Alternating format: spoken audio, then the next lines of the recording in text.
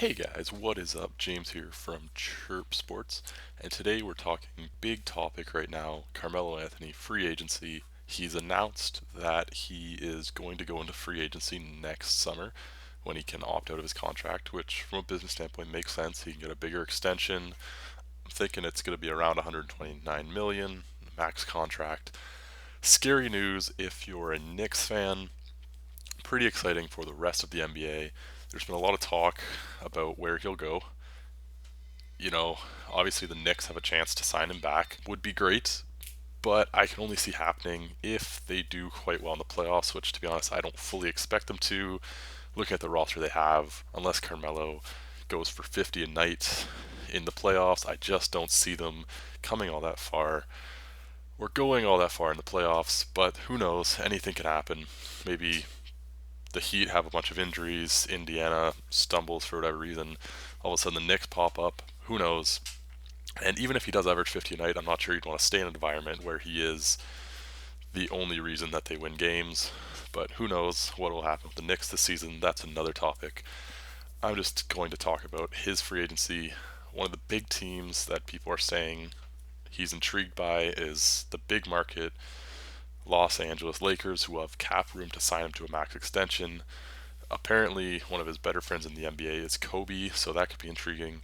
The only thing I could see holding him back is Kobe and Carmelo playing on the same team.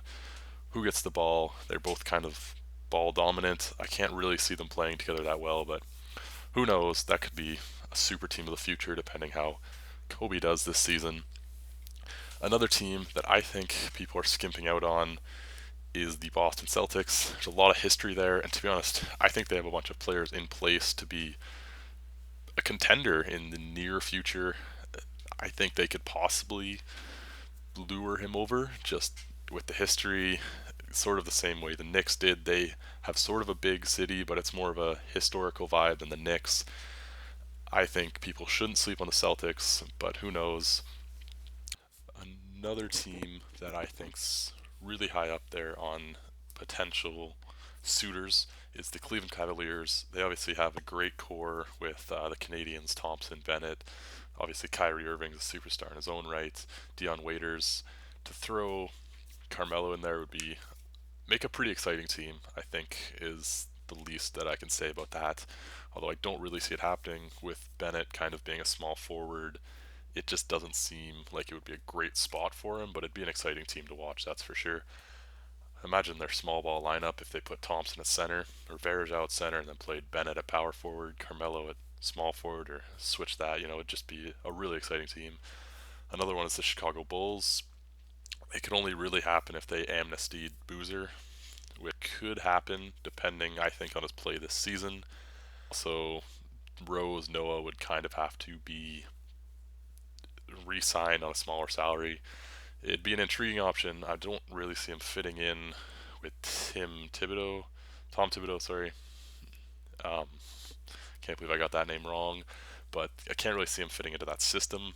But it would be pretty exciting to see Rose and Carmelo play together.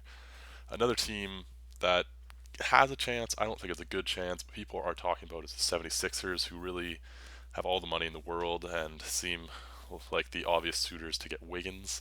Um, I think Carmelo would be a pretty solid mentor for Wiggins, but I can't really see it happening just because I don't think Carmelo at this stage in his career wants to be a mentor. I think he wants to go to a team that can win. And I think his best shot is probably to stay with the Knicks just because they've built a team around him. I don't think it's a great team, but there's really no contenders right now or within the next year that have quite enough money to sign him to an extension of the size that I think he wants. The only other thing that could happen, kind of contender that can get him, might be the Spurs, but either Tim Duncan or Ginobili would have to retire to get the cap space. I mean, I guess technically, if two out of the three big three in Miami were to opt out of their contracts, they'd have space to sign Carmelo, and he might want to go down and play with Wade, Bosch, or LeBron, depending who doesn't opt out. But I don't really see that happening. I also can't really see him and LeBron. I mean, I guess they'd be pretty good together. But anyway, uh, hit me up with what you guys think. and let me know in the comments below. Subscribe for more, and I hope to see you guys later. Ciao.